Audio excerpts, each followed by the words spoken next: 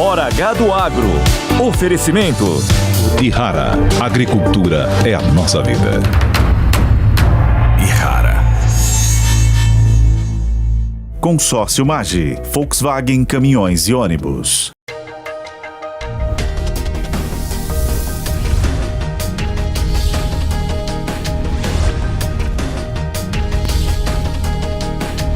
Hora H do Agro, com Kellen Severo. Olá, sejam muito bem-vindos ao Hora H do Agro e hoje uma edição especial. Donald Trump tomou posse como novo presidente dos Estados Unidos e nesta edição o Hora H do Agro vai analisar os primeiros anúncios e as expectativas das novas medidas já para os próximos dias. Guerra comercial, geopolítica, agronegócio, agenda verde, combustíveis, relação com Lula e Trump e muito mais. O Hora H do Agro, edição especial, já está no ar. A era de ouro dos Estados Unidos começa agora. Foi o que disse o novo presidente Donald Trump, que tomou posse nesta semana. No discurso republicano, reafirmou a promessa de colocar a América em primeiro lugar e anunciou medidas que prometem impactar não só os Estados Unidos, mas o mundo inteiro. Alguns atos presidenciais já foram publicados pelo governo de Trump. Entre eles, o congelamento temporário de contratação de civis, a redução de custos e eliminação de regulamentações, a retirada dos Estados Unidos do Acordo de Paris e a revisão de políticas climáticas, a criação de nova política comercial, a declaração de emergência energética e a criação de política externa que defenda os interesses essenciais dos Estados Unidos. A criação de um departamento de eficiência governamental também foi apresentada. A gente vai agora ouvir Leandro Ruschel, sócio fundador da Liberta Investimentos. Seja bem-vindo, Ruschel. Prazer sempre estar aqui com vocês. Muito obrigada. E a primeira pergunta que eu te faço é o que mais te chamou a atenção nos primeiros dias do governo Trump? O que mais chamou a atenção é a intensidade do governo. A gente viu mais de 150 ordens executivas sendo assinadas por Trump. Um direcionamento muito claro, né, dos objetivos. A gente já viu uma ação muito forte na fronteira, que era uma promessa de campanha em relação à contenção da imigração ilegal. O que chamou atenção também foi a falta de uma postura mais agressiva em relação à questão das tarifas. Se esperava que já no primeiro dia ele impusesse tarifas, ele sugeriu a imposição dessas tarifas contra mais especificamente México e Canadá, mas disse que seria daqui a algumas semanas e não apresentou nenhum plano específico ou nenhuma sinalização mais clara de como seria essa tarifação em relação à China, né? Então, eu colocaria esses aspectos como os aspectos que chamaram a atenção nesses primeiros momentos. Interessantíssimo. Eu vou começar pelo último, que é a questão das tarifas e que envolve, então, a guerra comercial, que é um dos temas que é considerado mais importante, especialmente para o agro brasileiro. Se a gente olhar para o passado, na última guerra comercial, o Brasil ocupou espaços deixados pelos Estados Unidos. Há uma sinalização do Trump de que ele pode taxar a China em 10% a partir de 1º de fevereiro.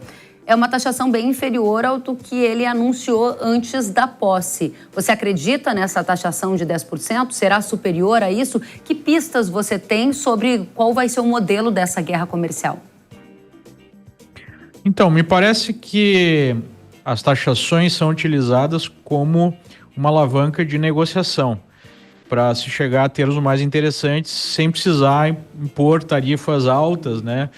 E me parece que esse é o caminho em relação à China. Então, do ponto de vista do agro brasileiro, eu creio que tem aí dois caminhos bem diferentes que podem ser seguidos pelo governo americano. Um que acaba beneficiando o agro brasileiro e outro que pode acabar prejudicando, né? Porque se for alcançado algum acordo a termos interessantes para os dois lados, né, com menor tarifa para a China e com os Estados Unidos exportando mais, ou, né, de alguma forma equilibrando a balança comercial, isso pode significar a compra de soja, por exemplo, da China, aumentando, né, a fatia da venda dos americanos. Então isso seria ruim para o agro brasileiro.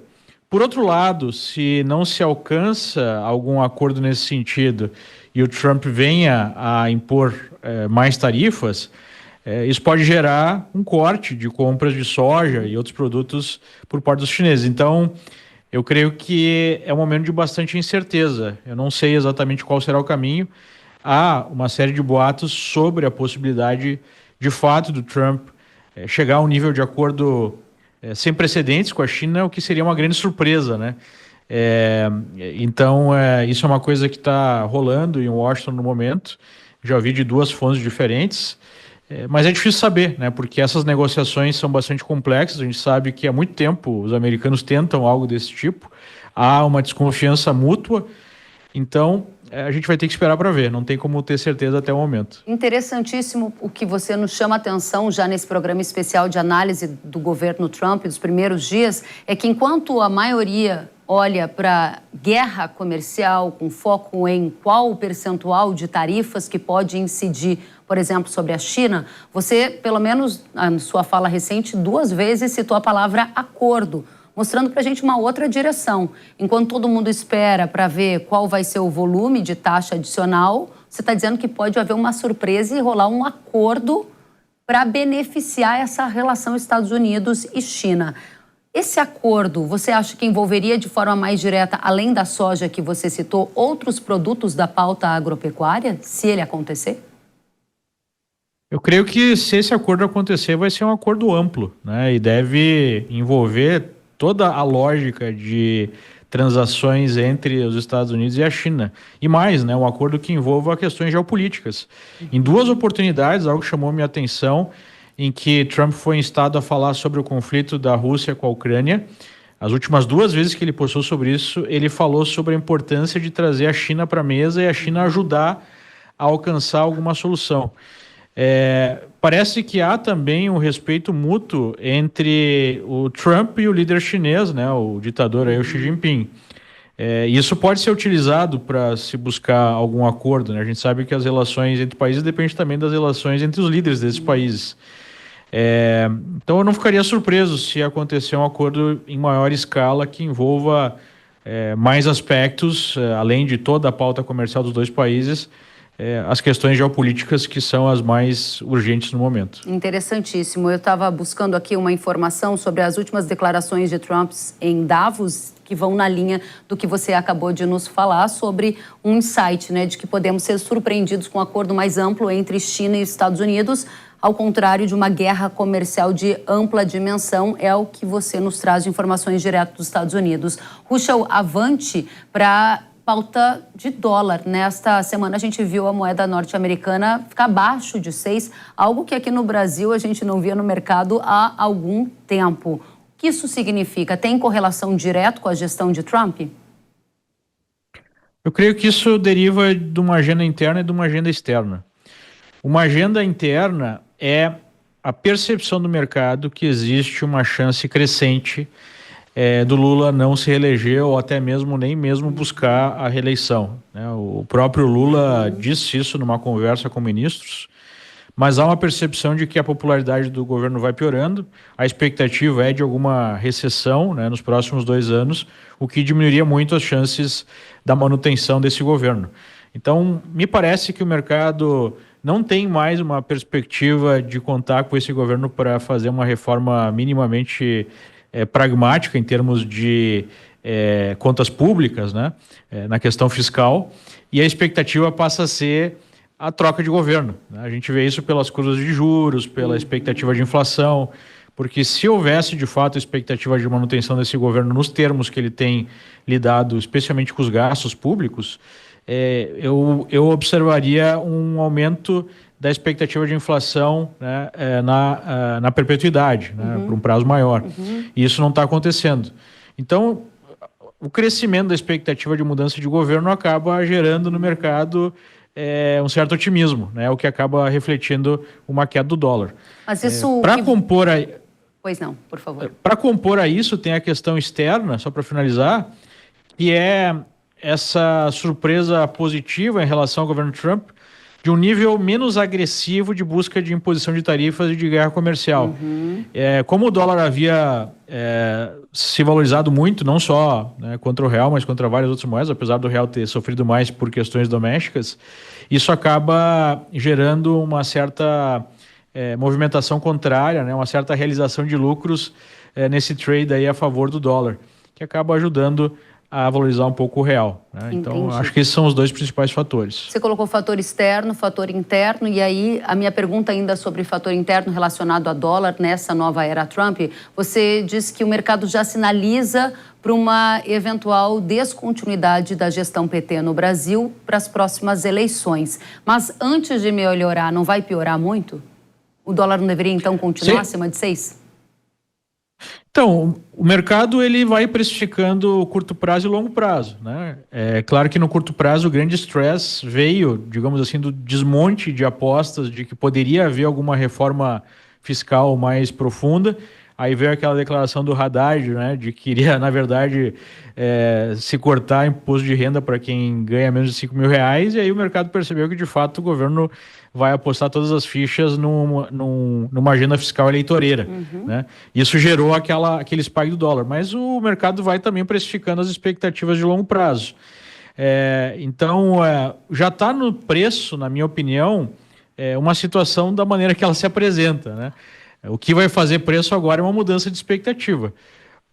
O que seria uma grande surpresa, por exemplo, seria o governo entregar um corte de gastos mais profundo, que ninguém acredita, né? Mas seria uma surpresa e poderia fazer o real se valorizar. Outra surpresa que seria muito positiva, essa externa, seria, por exemplo, isso que a gente estava especulando aqui, de um possível acordo que ninguém esperaria, né, entre China e Estados Unidos. Então, o mercado vai precificando conforme as novas informações vão chegando. Mas sim, né, a sua perspectiva está correta.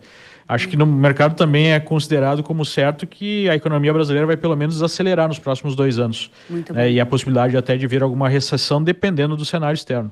Leandro Ruschel, muito obrigada por abrir essa edição especial do Hora H do Agro, direto dos Estados Unidos, analisando a nova era Trump. Leandro Ruschel, que é sócio fundador da Liberta Investimentos, nosso convidado para voltar mais vezes. Até a próxima. Muito obrigado pelo convite. Até a próxima. Tchau, tchau. Tchau, tchau. Ainda no dia da posse, a Casa Branca publicou um documento revelando as bases da nova política comercial dos Estados Unidos. A medida prevê, por exemplo, um levantamento sobre países que possuem um comércio desequilibrado com os Estados Unidos ou que realizem práticas comerciais consideradas desleais. Para quem nos assiste pela TV, está prevista a revisão do Acordo Estados Unidos, México e Canadá, a análise de práticas de parcerias comerciais sobre taxas de câmbio, a revisão de acordos comerciais e setoriais bilaterais, a criação de acordos bilaterais para acesso ao mercado agro-americano, a revisão de políticas antidumping e a revisão de acordos comerciais com a China, com possível aplicação de tarifas. Já para outra tela, a gente fez um levantamento sobre os países que o Trump disse que vai taxar. Veja aqui, para a China, ele citou tarifas de 10% para 1º de fevereiro. Para México e Canadá, as taxas poderiam começar a partir de 25% também em 1º de fevereiro. O Trump citou tarifas sobre a União Europeia, mas não disse qual seria o percentual e a data de início desta medida. E vamos ouvir agora Marcos Yankee, coordenador do INSPER Agro Global. Yankee, seja muito bem-vindo ao Jovem Pan News. É um prazer estar com vocês, Kellen, e acho que principalmente nesse momento que não é só uma mudança de governo, mas uma mudança de regime internacional, né? O que está acontecendo aí é algo completamente inédito, onde os Estados Unidos mexem com tarifas, a revelia das regras internacionais e tudo mais.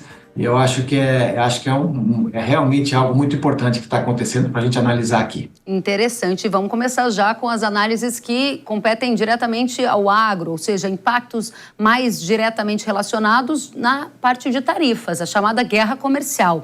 A nova era de tarifas de Trump vai começar, minha pergunta é essa para você, vai ter mais tarifa contra a China mesmo? Ele falou em 10% a partir de 1º de fevereiro, foi uma fala, não é um anúncio oficial ainda. Qual vai ser a marca dessa nova guerra comercial na sua avaliação? Eu acho que a tendência é que ele faça um aumento tarifário que talvez seja o maior desde 1930, né? Naquela época, no período entre guerras, teve o Smoot-Hawley Act, quando os americanos levaram as suas tarifas, na ocasião, de 25% para 50%. E agora nós estamos vendo ele falar de valores dessa mesma ordem. Isso não tinha acontecido nos últimos anos. E, obviamente, pelo que se sabe até aqui, seriam tarifas dirigidas a países, né? E seriam across the board, para todos os produtos, né? E ele escolheu o Canadá, o México e a China para começar, né? Obviamente que Canadá e México, né, tem muito a ver com uma negociação que ele quer fazer ali em relação a migrantes, em relação a empresas, etc. Afeta menos o Brasil, porque é uma relação que já existe muito forte de comércio entre esses três países, mas realmente vai ser bem complicado o que pode acontecer com a América do Norte e com os tratados que foram feitos historicamente entre esses países. A China é que nos interessa mais, né? E no caso da China, da outra vez, entre 2017 e 2021, o Brasil saiu ganhando, porque os americanos aumentaram as suas tarifas, a China retaliou, inclusive sobre produtos agrícolas, e aí o Brasil se tornou o maior exportador para a China, né? E somos assim desde aquela época. Hoje a gente exporta quase o dobro do que os Estados Unidos exportam para a China. Então, se tiver um aumento bilateral dessas tarifas atingindo o agro, isso pode ser um novo ciclo de expansão.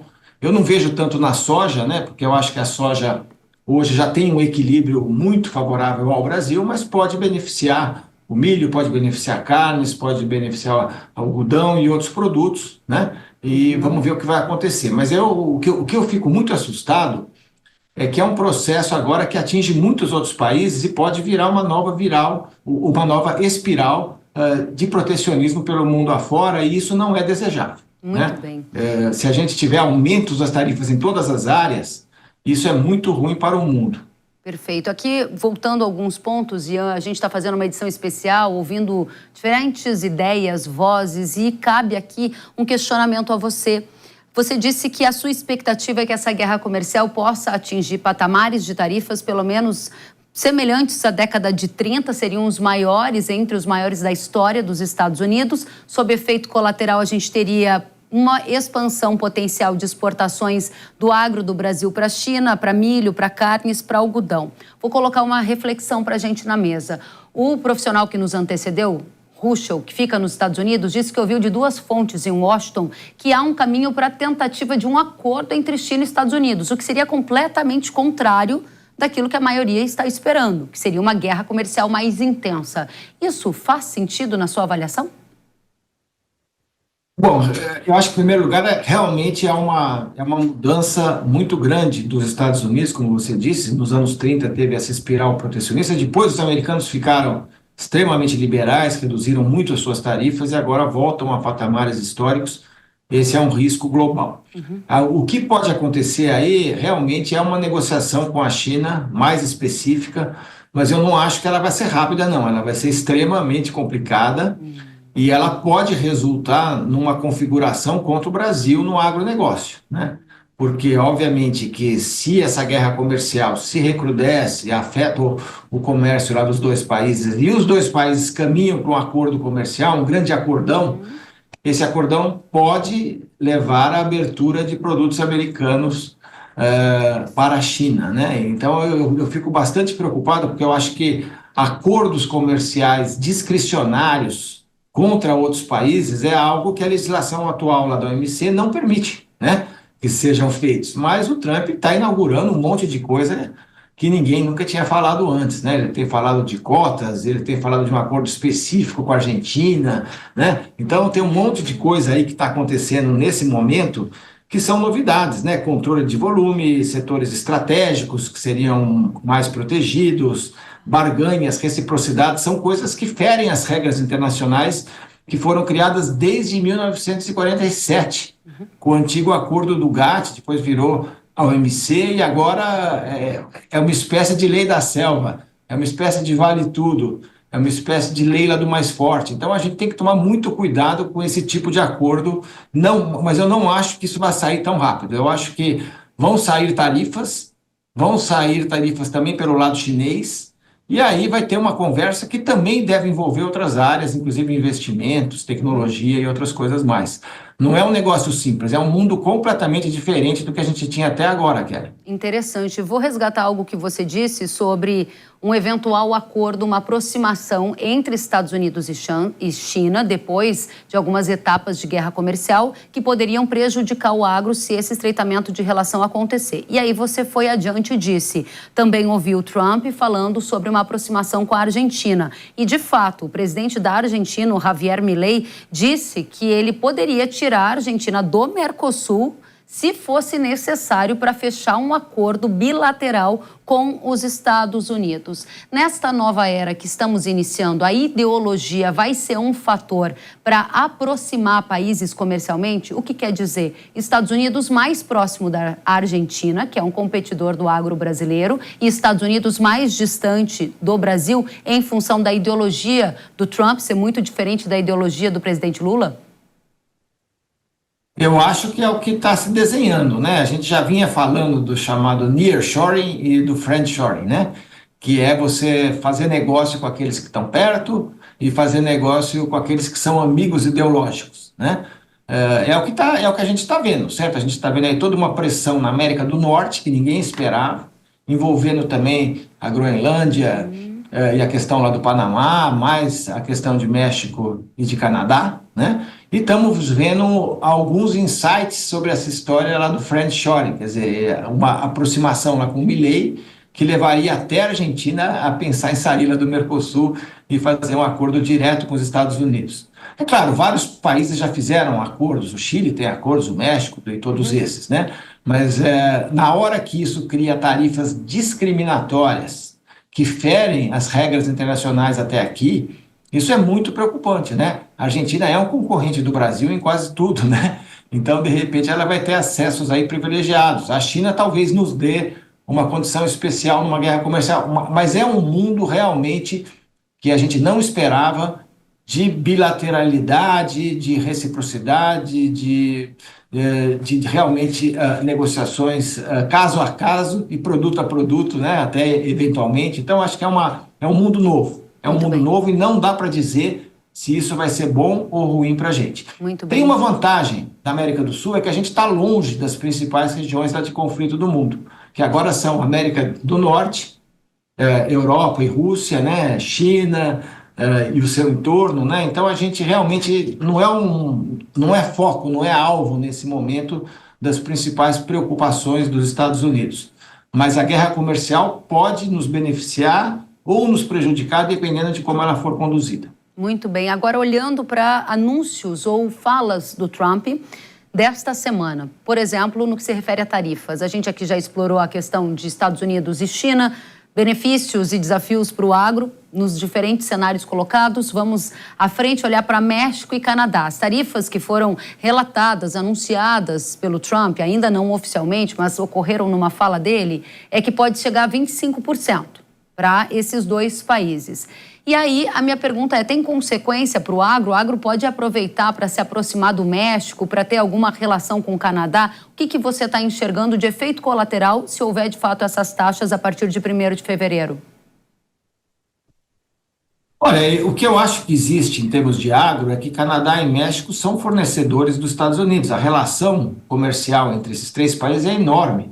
Os maiores clientes dos Estados Unidos hoje não é a China, é Canadá e México, né? É ali que corre realmente 30% do comércio dos Estados Unidos e eu acho que bem mais do que isso no caso de cada um desses dois países. Então, isso vai afetar as relações, porque até aqui eles tinham livre comércio, inclusive com muitos investimentos feitos nesses dois países por empresas americanas, né? Então, eu acho que isso é algo que vai ter uma consequência dentro dos Estados Unidos, inclusive em termos de inflação, né? Em termos de falta de produtos, eventualmente, né? Agora, o que esses dois países vendem para os Estados Unidos em agro não é o que nós exportamos, né? Eles estão muito mais em segmentos ligados a frutas, legumes, enfim, produtos já processados, uma série de coisas, porque eles são como se fossem países já integrados comercialmente, porque já são fronteiras muito mais abertas. No momento que se fecha isso, vai dar um impacto dentro dos Estados Unidos e também nesses dois países, né? Resta saber se isso é relacionado a comércio ou se o Trump está fazendo isso porque ele quer outras coisas como o controle da migração, por exemplo, né? Que ele colocou lá para o México muito claramente. Então existem também outras agendas, isso que é curioso. A gente está falando sobre tarifa aqui, mas a tarifa é para pressionar ações em outras áreas, uma coisa inédita que não se fazia até aqui, né? E que a gente não sabe até quais são as suas consequências dentro dos Estados Unidos em termos de movimentação de pessoas e em termos de movimentação de produtos. Muito bem. Marcos Ianchi, quero agradecer a sua presença nessa edição especial do Hora H do Agro, uma análise sobre a nova era Trump com impactos no Brasil, no agronegócio nacional. O Marcos Ianchi, que é coordenador do Insperagro Global e nosso convidado para voltar mais vezes. Até a próxima. Muito obrigado, Kelly. Sempre à disposição. Obrigada a você. E um dia após a posse de Donald Trump, o líder chinês Xi Jinping e o presidente da Rússia, Vladimir Putin, tiveram uma conversa por videoconferência. Segundo a mídia estatal chinesa, eles manifestaram o interesse de aprofundar ainda mais a aliança estratégica e chegar a um novo patamar nas relações. Na conversa, Xi Jinping também pediu aos dois países que promovam conjuntamente uma maior cooperação do BRICS e escrevam um novo capítulo de unidade do Sul global. Agora a gente vai tratar de geopolítica na nova era Trump e, claro, efeitos colaterais para a economia do Brasil, para o agro nacional e muito mais, com o Tiago de Aragão, que é diretor da Arco Advice. Tiago, seja muito bem-vindo ao Hora H do Agro. É sempre um prazer, muito obrigado. A gente agradece pela sua companhia e você que estava acompanhando tudo de muito perto na posse de Trump. Para a gente começar, qual é a marca que você acredita que será desta nova era Trump, com base em tudo que ouviu, com todos que conversou nas movimentações dessa semana? Olha, a marca é de um governo voltado para dentro, um governo onde as ações domésticas elas são as principais e têm valor imperativo, e na parte externa é realinhar algumas relações e algumas cooperações e parcerias que existem com alguns países para que beneficiem mais os Estados Unidos. Existe uma leitura diferente do que nós estamos acostumados, não é uma ideia de cooperação, é uma ideia de que outros países precisam de nós mais do que nós precisamos deles, então vamos fazer valer qualquer minuto de atenção que nós damos a esses países, eles têm que dar algo em torno. Então, é uma política nova, um pouco mais isolacionista e com efeitos mais indiretos para outras localidades no planeta. Muito bem. Dentro desse contexto, esse encontro China e Rússia, logo após a posse de Trump, dá que tipo de sinais no horizonte de geopolítica global? Olha, a China, o governo chinês não está insatisfeito com a vitória do Trump, não, nem um pouco. Eles entendem que o Trump ele é mais previsível na forma de negociar, ele é mais transacional. Ao mesmo tempo, o Trump ele enfraquece os próprios aliados, Japão, a União Europeia, o Reino Unido, onde ele argumenta que esses países têm que, algumas vezes, no caso do Japão, até pagar pela presença americana lá. Então, esse tipo de narrativa agrada a China, porque a China, o maior temor geopolítico da China é de ser isolado por um conjunto cada vez maior de países. Se o presidente americano ele cria uma situação que não garante essa unidade ou essa aliança e deixa cada país mais ou menos por si só, isso agrada a China. Então, geopoliticamente, a China entende que a situação com os Estados Unidos pode ficar mais complexa, mas a situação da China perante o resto do mundo pode ficar mais simplificada.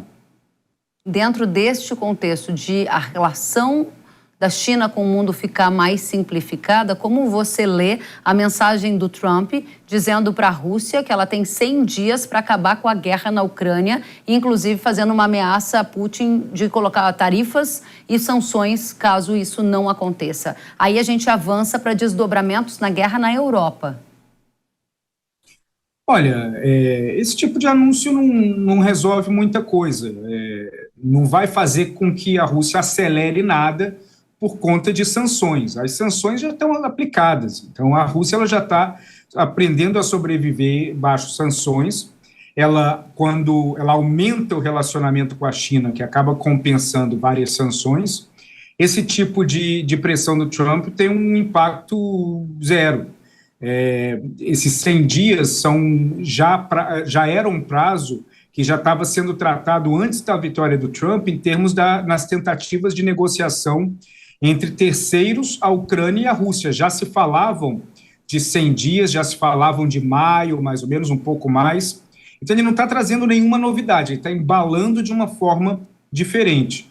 E a Rússia, ela não tem o menor problema em parar com a guerra, desde que ela consiga garantir a manutenção do território ocupado, que é o grande problema que a Ucrânia tem para poder negociar. Então, faz parte da agenda do Trump ele jogar esse tipo de narrativa, que cai bem internamente com o seu público, gera mais confusão no exterior, e à medida que nós nos aproximamos dos 100 dias, outro tema vai ser o grande tema que o Trump vai jogar, e as atenções vão estar direcionadas a outra coisa. O que você está dizendo, em outras palavras, se eu entendi bem, é que você não espera um fim próximo da guerra na Europa, mesmo se os Estados Unidos começarem a diminuir o financiamento, o suporte à Ucrânia nessa guerra? Olha, o apoio que os Estados Unidos dá para a Ucrânia não é de dinheiro, é de arma. E grandes dos apoiadores do Trump, inúmeras empresas que apoiam o Trump, elas estão felizes com isso porque esse armamento ele sai do arsenal dos Estados Unidos, ele é enviado à Ucrânia e esse arsenal ele não fica vazio. Ele é reposto por essas mesmas empresas que são fortes aliadas do Trump, elas têm que fabricar mais para repor esse arsenal. Então, pelo menos ao redor do ambiente do Trump, existe mais satisfação do que insatisfação, porque, ao contrário do que ele falou, os Estados Unidos não envia dinheiro. A Ucrânia não recebe um pacote de dinheiro e gasta como quer. Ela recebe armamentos. E isso deve continuar, a não ser que exista uma pressão maior da Rússia, porque os diálogos eles ocorrem também em níveis que não são necessariamente públicos. Mas, a princípio, o Trump vai receber uma pressão interna para continuar com pelo menos algum fluxo de armamento. Interessante. Então, para organizar a nossa conversa, num primeiro momento, você sinalizou que entende que a China está relativamente satisfeita com a vitória de Trump, pela previsibilidade que você entende que um governo tem na parte de organização do próprio país, transacional que ele é. Na segunda esfera, você não acredita necessariamente num fim breve da guerra na Europa. E aí a gente entraria na terceira esfera, se eu resumir bem até aqui, Tiago. Exatamente. O aspecto da China, eu agregaria até mais um ponto. A China ela entende que ela pode perder espaço dentro dos Estados Unidos, mas ela também entende que ela pode aumentar espaço em outros locais do mundo. Por exemplo, à medida que o Trump ele apresenta propostas de subsídios a empresas e indústrias americanas, pacote de protecionismo contra empresas e indústrias estrangeiras e corte de impostos, você vai ter grandes multinacionais diminuindo sua participação, digamos, na África do Sul e aumentando a sua participação em Minnesota. Então, esse tipo de aproximação das empresas de volta aos Estados Unidos vai deixar um vácuo no exterior. Uhum. Então, por exemplo, o setor automotivo é um de que uma empresa vai perceber que vale mais a pena ampliar uma fábrica em Minneapolis do que na África do Sul. E aí onde a China enxerga um mar de oportunidades à medida que os Estados Unidos se torne tão atraente para empresas americanas que o mundo vai ficar mais vago para que as empresas chinesas ocupem espaços anteriormente ocupados por empresas americanas. Entendido. Agora, avançando para outra discussão que envolve os aspectos da geopolítica, sobre Groenlândia e Canadá, né? Enquanto Trump ele assinava alguns decretos, ele afirmou que os Estados Unidos precisam controlar a Groenlândia para garantir a segurança internacional. Porque há interesse nessa região e pode haver algum movimento militar dos Estados Unidos em relação a essa área? O interesse não é novo, o interesse é bastante antigo. O Ártico é uma dos maiores locais de disputa de uma guerra fria, até com um trocadilho ali entre as grandes nações, a China, a Rússia, os escandinavos, os Estados Unidos e o Canadá. Todos eles têm uma participação interessante no Ártico, têm investimentos pesados no Ártico e a Groenlândia tem um papel chave nisso. Agora, eu não espero nenhuma movimentação militar em relação a isso, nenhuma. Por quê? O próprio Trump, no livro dele, ele fala de uma forma muito clara. Quando você estiver negociando com alguém, você pede algo surreal, algo muito além do que essa pessoa vai te oferecer. Nas palavras dele no livro. E aí você vai conseguir negociar algo bom, menor, mas a dinâmica vai estar a seu favor. Então, eventualmente, o que pode acontecer é os Estados Unidos não vão invadir a Groenlândia, mas os Estados Unidos eles podem eventualmente ampliar a sua participação militar dentro de um acordo firmado entre Dinamarca e Estados Unidos, porque a Groenlândia é um território dinamarquês. Muito bem. Agora, sobre o Canadá, no começo desse mês, o Trump fez uma postagem em uma rede social que mostrava um mapa dos Estados Unidos junto do território do Canadá como se fossem uma única coisa, um único país. O que isso significa na sua visão? Esse tipo de coisa é jogar para a torcida, é uma ação de rede social. Obviamente, abala muito um dos parceiros mais fiéis e leais que os Estados Unidos têm. É absolutamente desnecessário, porque você tem uma aliança com o Canadá que ela é quase de irmão. O Canadá é um dos principais apoiadores dos Estados Unidos em tudo que os Estados Unidos faz no mundo, desde a área de inteligência até áreas militares. Então, esse tipo de ação ele só gera um antagonismo e uma antipatia da população canadense em relação aos Estados Unidos, porque a pessoa tem que ser muito desinformada para não perceber, dentro dos Estados Unidos, que o orgulho do canadense em ser canadense é muito grande. Muito bem. Dentro desse cenário que você está trazendo sobre Estados Unidos, Canadá, que a gente está olhando para a Groenlândia, que a gente está olhando para a Rússia, China, para embalar tudo isso, Tiago, efeitos para o agro na nova geopolítica sob a era Trump. A gente ganha ou a gente perde? Tratando de agronegócio brasileiro para a gente encerrar.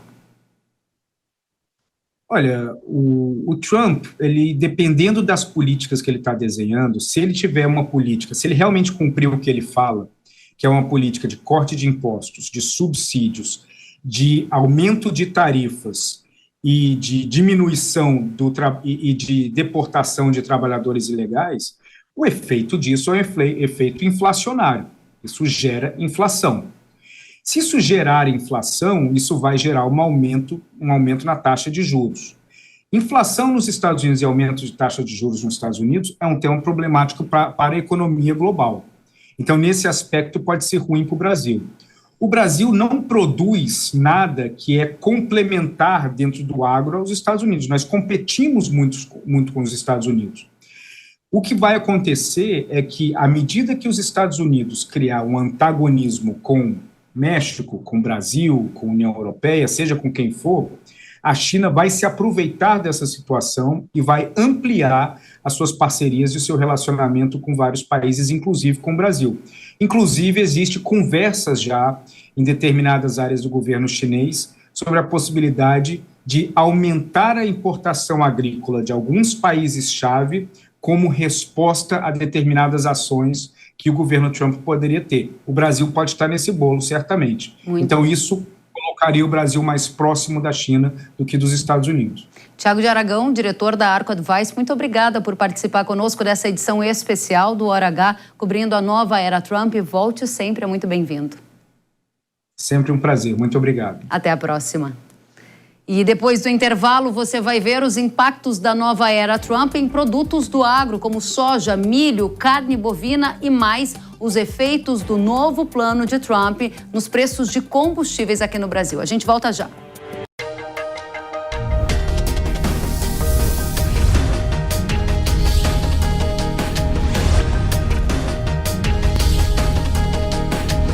Hora H do Agro, com Kellen Severo. Quando percevejos alcançam a soja, sugam a rentabilidade e a qualidade dos grãos. Mas essa ameaça tem uma solução, graças a Zeus. Inseticida Irrara com tecnologia inédita que controla os percevejos de forma nunca antes vista. Eleve seu poder de controle com Zeus. Produto de uso agrícola. Venda sob receituário agronômico. Consulte sempre um engenheiro agrônomo. Para quem quer investir no campo, confiança é essencial. Há 45 anos, o consórcio nacional Massey Ferguson é o consórcio oficial de fábrica com qualidade e segurança para o produtor rural. Com um sistema digital autorizado pelo Banco Central, garantimos o melhor para seu investimento. Consórcio Nacional Massey Ferguson. Invista no seu amanhã hoje.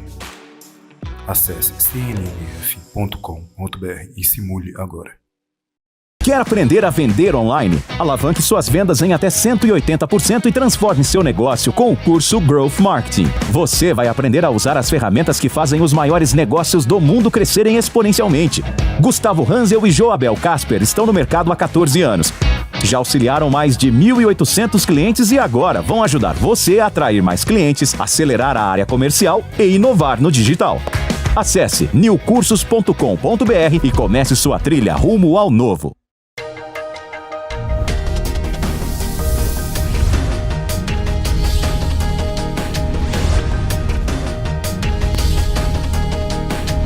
Hora H do Agro, com Kellen Severo. Estamos de volta com Hora H do Agro aqui na Jovem Pan News. Um levantamento realizado pelo Departamento de Agricultura dos Estados Unidos revelou quais produtos do agro norte-americano tiveram a maior perda de valor exportado para a China por conta da guerra comercial travada entre os países no primeiro mandato de Trump, lá na época de 2018. A soja foi o principal produto agro que colaborou com essa perda de valor exportado, representando mais de 70%. Depois aparece o sorgo e, na sequência, produtos como carne suína, frutas, lácteos, além de uma série de outros produtos. Vai lembrar que naquela época, Trump havia realizado uma série de taxações sobre os produtos chineses e, como resposta, a China retaliou os Estados Unidos aplicando tarifas sobre produtos do agro norte-americano. O resultado foi uma oportunidade para o agro brasileiro, que acabou exportando muito mais soja para a China, por exemplo. Vamos saber o que vai acontecer a partir de agora para carne, para milho, para soja, com dois convidados que entendem muito do agro brasileiro. O Ale Delara, que é diretor da Paine Agronegócio, e o César de Castro, consultor agro do Itaú BBA. Sejam muito bem-vindos. Ale, eu começo com você. Em uma nova guerra comercial com a retaliação da China sobre produtos dos Estados Unidos, a soja brasileira vai ser a maior beneficiada novamente? Seja bem-vindo. Obrigado pelo convite novamente. Prazer, César. Eu acredito que sim, o Brasil ele pode ter uma vantagem nessas exportações de soja para a China agora, se eventualmente a guerra comercial se acirrar. Porém, no primeiro dia do mandato do Trump, assim que ele assumiu a cadeira da Casa Branca, ele não indicou nenhuma tarifa, ele disse da possibilidade de tarifar a China a partir de fevereiro, e o que me chamou mais atenção foi o pedido dele para a equipe comercial fazer um levantamento sobre o déficit com os países da balança comercial norte-americana e uma revisão na fase 1 do acordo comercial celebrado em 2020. E também diz que fará uma viagem para a China dentro dos 100 primeiros dias do seu mandato. Então isso mostra que essa guerra comercial pode não acontecer e até pelo contrário, podem chegar a um acordo aumentando as exportações norte-americanas. Então o Brasil sim pode ter um benefício se a guerra comercial se acentuar, mas eu teria uma luz amarela levantada nesse momento. Interessantíssimo, porque esse é um tema que apareceu ao longo dessa edição. A chance de uma cooperação e um acordo entre China e Estados Unidos, muito na contramão de uma intensificação de uma guerra comercial. Itaú acredita que a história não vai se repetir, César, de que a gente não vai ter uma nova rodada de guerra comercial que favoreça exportações de soja para a China? Soja do Brasil. Exatamente, Kellen. Nossa opinião é que a história de 2018 não se repetirá. Isso porque, basicamente, hoje a China está muito mais relacionada com o Brasil na compra de soja do que era naquela ocasião. Então seria um pouco ainda mais concentrado se a China voltasse, né, ainda mais a compra de soja para o Brasil e reduzisse a proporção de compra dos americanos. Então, em grande medida, existe uma grande complementariedade entre as produções do hemisfério sul e do hemisfério norte, são feitas, né, colheitas e semeaduras em diferentes períodos, então faz todo sentido do ponto de vista até estratégico para a China ter esses dois parceiros. E a questão central é que hoje o Brasil já representa muito mais do que era naquela época, se não me engano, hoje próximo de 70%, naquela época algo como 40%. Então é bem diferente o momento. Muito bem. Tratando agora de outro tema que se refere à pauta de produtos que o Brasil exporta no agro. Delara, qual é a maior oportunidade que você enxerga sob a era Trump para o agronegócio brasileiro? Você aqui já deu uma dica. Luz amarela, pode ser que a guerra comercial não venha numa edição mais forte. Se ela não vier, o que a era Trump vai trazer de oportunidades para o agro do Brasil? Na verdade, eu ficaria até um pouco preocupado, Kellen, porque o Brasil, por exemplo, com relação a carnes, o Brasil já tem uma cota importante de exportação de carne para os Estados Unidos, né, em torno de 65 mil toneladas, e o Brasil exporta em torno de 230 mil toneladas, esse foi o número do último ano.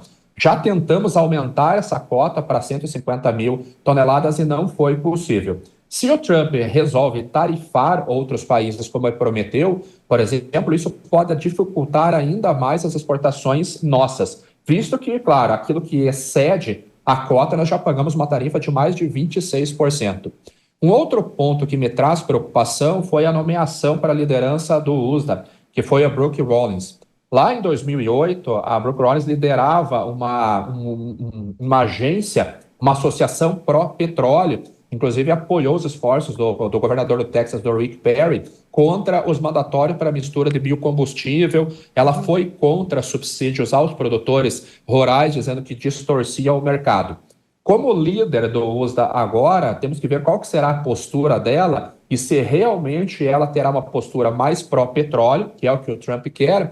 Isso poderia reduzir a obrigatoriedade de uso de biocombustíveis e deixaria mais milho norte-americano disponível para a exportação, que acabaria dificultando as exportações brasileiras, ainda mais se o trade war não acontecer e chegarem a um acordo com relação à China. Então, eu teria assim, uma luz amarela com relação às exportações do agro devido a essas políticas do Trump. E vai depender de como que os nossos ministérios vão abrir novos mercados, vão fortalecer acordos não só com a China, mas com a União Europeia, com o próprio Canadá, com o México, para abrir mercados onde a gente possa, talvez, suprir uma eventual ausência da China pontual em algum produto. Muito bem. Você, César, enxerga a oportunidade ainda para as exportações de carne do Brasil para os Estados Unidos numa era Trump, não é?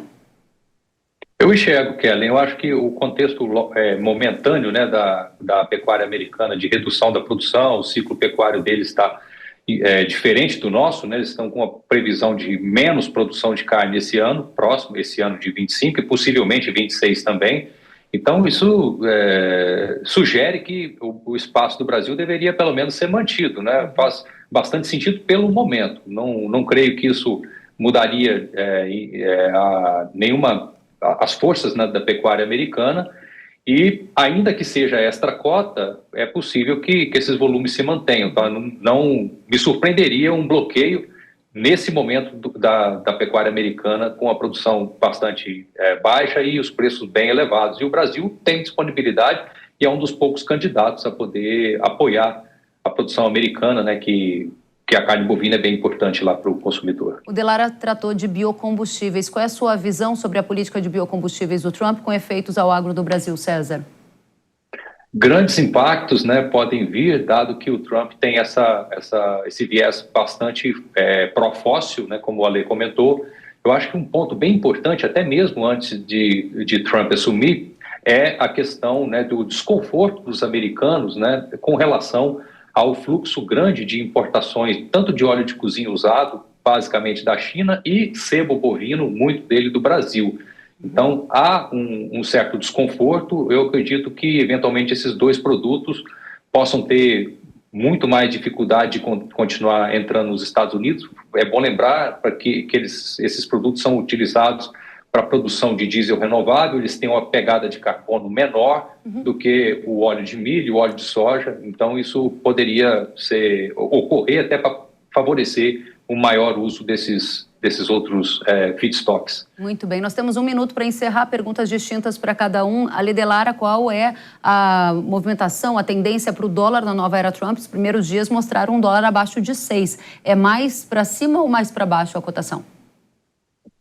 Nós vamos olhar o histórico da campanha lá de 2016 e o que aconteceu quando ele assumiu em 2017, seria um dólar para baixo, né? Ele deixaria o risco para trás e começaria a trabalhar dentro dos fundamentos. Agora temos que ver quais serão as medidas com o Trump ou qual será a pressão que ele pode exercer sobre o Fed com relação a juros, porque pelo menos na declaração hoje lá em Davos ele diz que exigirá que os bancos centrais, não só nos Estados Unidos, mas no mundo, baixem juros. Isso certamente aumenta o risco, mas a princípio, seguindo o que aconteceu em 2017, deve ser para baixo agora no curto prazo. Muito bem. César, café é um dos principais produtos na pauta exportadora do Brasil para os Estados Unidos. Muda algo? Acredito que não. O café também é um caso complicado esse ano, uma produção menor de café arábica que nós vamos ter. Os Estados Unidos são um grande consumidor e são também um destino que não produz. Então, eu acredito que talvez um dos últimos produtos a sofrer algum tipo de tarifa seria o café. Tá bem improvável. Muito bem. Ale Delara, César, que bacana ter essa conversa com vocês. Voltem sempre. Ale Delara, que é diretor da Paine Agronegócio, César de Castro, consultor agro do Itaú BBA. Até a próxima. Obrigada. Tchau. Até mais. Obrigado, Ken. E uma das primeiras ações de Donald Trump, agora presidente dos Estados Unidos, após a posse, foi uma declaração de uma emergência nacional energética. Ele prometeu elevar a quantidade de petróleo e gás produzido no país e disse que os Estados Unidos vão elevar a quantidade de energia exportada ao mundo. Depois do discurso, o petróleo reagiu, o preço da commodity no mercado internacional fechou o dia em queda e isso, claro, traz repercussões também para o mercado aqui no Brasil. Para o Brasil e para o agro, esse tema importa, já que os Estados Unidos estão entre os principais fornecedores de combustível ao Brasil. Veja só, no caso da gasolina, os norte-americanos são o nosso quarto principal fornecedor, com 8,4% do mercado. Já no diesel, os Estados Unidos são o nosso segundo principal fornecedor, com 16,8% de participação no nosso mercado, ou seja, petróleo importa para a gente e nós vamos tratar desse tema agora mesmo. O Pedro Rodrigues é diretor do Centro Brasileiro de Infraestrutura e está conosco para dizer se a gente vai ter diesel e gasolina mais baixo ou mais alto na nova era Trump. Pedro, seja muito bem-vindo à Hora H do Agro. Olá, Kelly, é um prazer falar com vocês com Hora H do Agro. Obrigada a você e a pergunta é essa. Trump tem dado sinalizações de que quer aumentar a produção de petróleo, fazer acordo com a OPEP para diminuir o preço do petróleo. Isso significa que o diesel e a gasolina no Brasil vão ficar mais barato a partir de 25? Olha, Kelly, se a gente pegar todas as medidas, né, até agora anunciadas, inclusive os discursos, né, de campanha do presidente Donald Trump, ele tem uma política, como você até colocou com os convidados anteriores, de tarifação de produtos, né, que entram nos Estados Unidos. E essa tarifação, junto com o problema da imigração e as medidas com a imigração, são medidas inflacionárias para a economia americana. Porém, né, ao contrário, ele quer incentivar, né, a produção de petróleo, tornando o barril do petróleo mais barato, não só para os americanos, mas para o mercado global, medida contrária do que aconteceu no governo de Joe Biden, quando a produção de petróleo americana foi diminuída, ou seja, foi proibido explorar petróleo em terras federais e por aí vai, além de subsídios que o Joe Biden concedeu para as energias renováveis. O Trump é o contrário, ele quer botar energia barata para os Estados Unidos. Energia barata significa mais petróleo. Porém, os Estados Unidos ele é grande produtor de petróleo. Então, se essa produção aumenta, ele tem sim a capacidade de baixar o preço do petróleo também no mercado global. E nesse sentido, o preço de petróleo mais barato significa, por uma variável, combustíveis mais baratos no Brasil.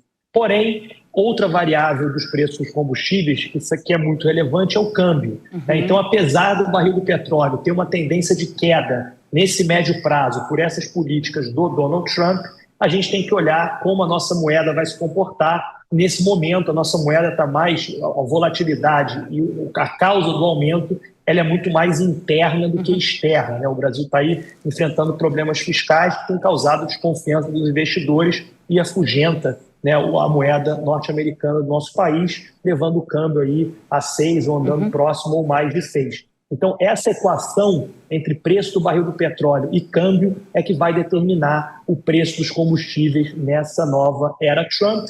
sabendo que, do ponto de vista de oferta, os Estados Unidos devem aumentar a oferta de petróleo no mercado global. Ou seja, do fator externo e da gestão Trump, o fator é baixista, petróleo para baixo, contribuiria para a gasolina e diesel mais baixo. No entanto, a política doméstica, que envolve a taxa de câmbio e também a decisão da Petrobras de seguir ou não as movimentações do mercado internacional, não permitem afirmar que gasolina e diesel vão ficar mais baratos, porque a gente não sabe como essas duas variáveis vão ser determinadas pelo governo do Brasil? Exatamente isso, Kelly. Tem uma questão muito importante que eu não mencionei, você acabou de colocar, que é a política de preços da Petrobras. A gente está colocando que no mercado internacional, baixa do preço do petróleo é um preço de combustível mais barato. Porém, a nova política de preço, chamado abrasileiramento do preço, não traz essa transparência. Então, o consumidor brasileiro ele não sabe quando a Petrobras vai baixar ou subir o preço do combustível. Nesse momento, por exemplo, a gente está falando que o combustível no Brasil está sendo vendido mais barato, com uma defasagem até bem alta, do que no mercado internacional. Então, como a gente não tem essa transparência, a companhia hoje, a Petrobras, que é o agente dominante na venda de derivados de petróleo no Brasil, não segue mais a tendência do mercado internacional, fica a interrogação, além do preço do câmbio, a interrogação de quando e como a companhia vai repassar possíveis aumentos ou quedas no preço do combustível no mercado internacional para o nosso mercado interno. Muito bem. Pedro Rodrigues, diretor do Centro Brasileiro de Infraestrutura, muito obrigada por estar conosco nesta edição especial do Hora H, avaliando a nova era Trump. Volte sempre. Obrigado, Kelly. É um prazer falar com vocês sempre. Igualmente, até a próxima. E agora eu tenho um recado para você. As plantas daninhas que crescem junto com o milho estão com os dias contados. Isso porque a mais moderna tecnologia de controle já está à disposição do seu milharal. O Sonda é o herbicida da Yara com selo HT, High Technology, que trouxe uma tecnologia inédita para os milharais brasileiros. Sonda HT combate com eficácia as principais daninhas do milho, como amendoim bravo, corda de viola, picão preto e trapoeraba, entre outros. E o melhor, não prejudica o milho por conta da seletividade. Essa solução é recomendada para o manejo das plantas daninhas em pós-emergência. Com efeito residual, o Sonda HT proporciona menor perda por lixiviação, além de ter uma fácil aplicação, sem precisar adicionar óleo. Conecte o seu milharal à evolução do controle de daninhas e delete a preocupação com a mato-competição aí da sua rotina. Saiba mais sobre Sonda HT no site yara.com.br ou no QR Code que está aparecendo na sua tela. O Hora H do Agro de hoje fica por aqui. Obrigada pela companhia. Até a próxima. Tchau.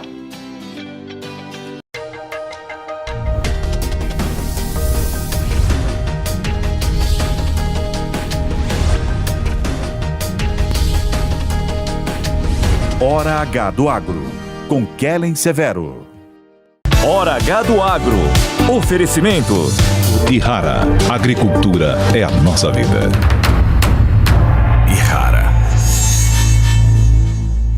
Consórcio Magi, Volkswagen Caminhões e Ônibus. A opinião dos nossos comentaristas não reflete necessariamente a opinião do Grupo Jovem Pan de Comunicação.